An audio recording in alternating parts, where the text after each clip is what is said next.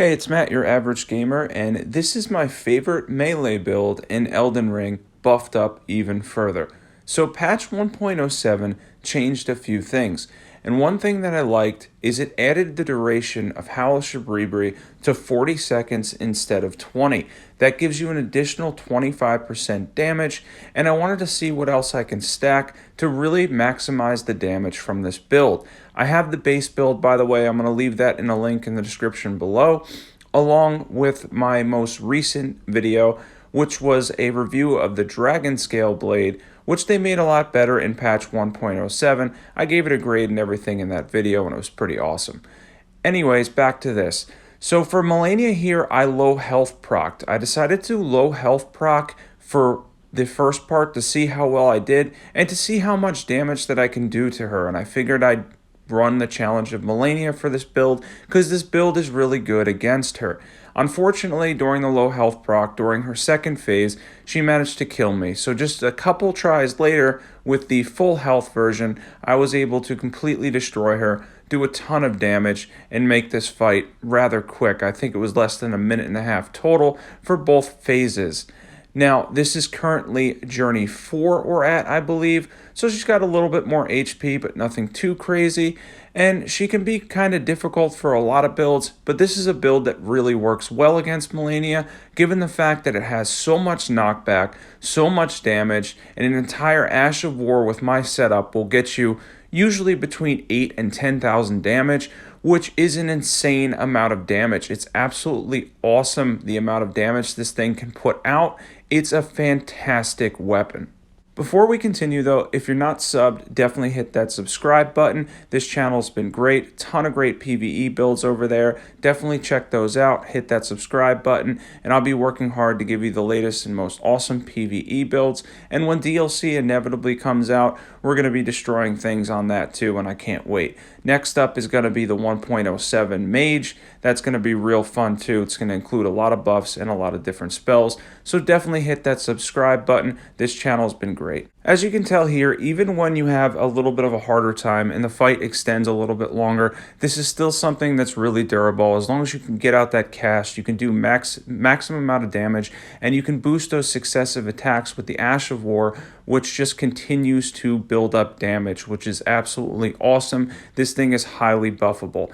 So I wanted to show real quick, this is where you get Howl Shabrbri. If you guys don't know where this is in Liurnia of the Lakes. It's by the Church of Inhibition, kind of where, sort of where Vike invades, if you guys know where that area is.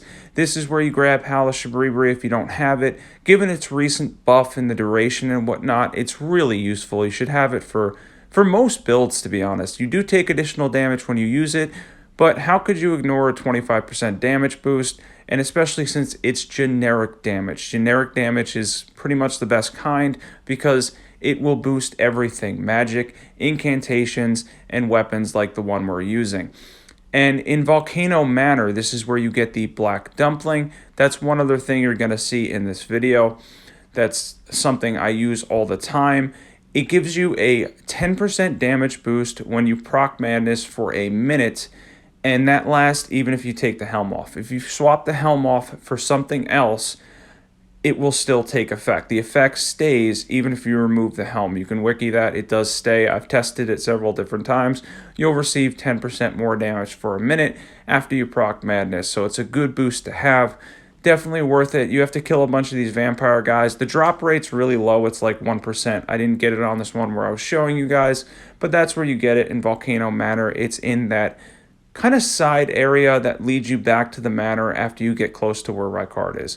So for regular enemies, this absolutely obliterates. And even when you make a mistake like I did here when I didn't charge it, it does fantastic damage. The damage is unreal. It absolutely dominates most bosses in the game, and it's a really universally great build as well. And like I said earlier, it's the buffing on this is fantastic. It is highly, highly buffable. So for equipment, we have the Marius Executioner Sword plus 10, the Black Dumpling, and the Mushroom Crown, the Kindred of Rot's Exultation, Rotten Wing Sword Insignia, Godfrey Icon, Shard of Alexander, and the Consecutive Attack Tear along with the Magic Tear because it does magic damage that scales off of Arcane. So for my stats, this is my 170 character.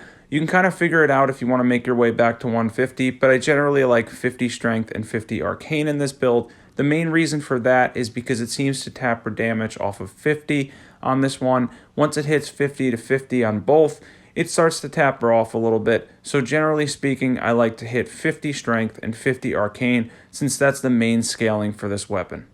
One thing real quick, as far as the first slot goes, if you're not poison procking, you can use Millicent's Prosthesis or the Ritual Swords Talisman in that spot. Either one will work fine. I'll leave the base build, like I said earlier, in the description below, and just check out that build and the other one that I did. They're awesome videos, and that'll also help you get the base build and base idea for this without making it too complicated, because I added some buffs with Howl Shabrbri and the poison procking now to get the maximum amount of damage out of this.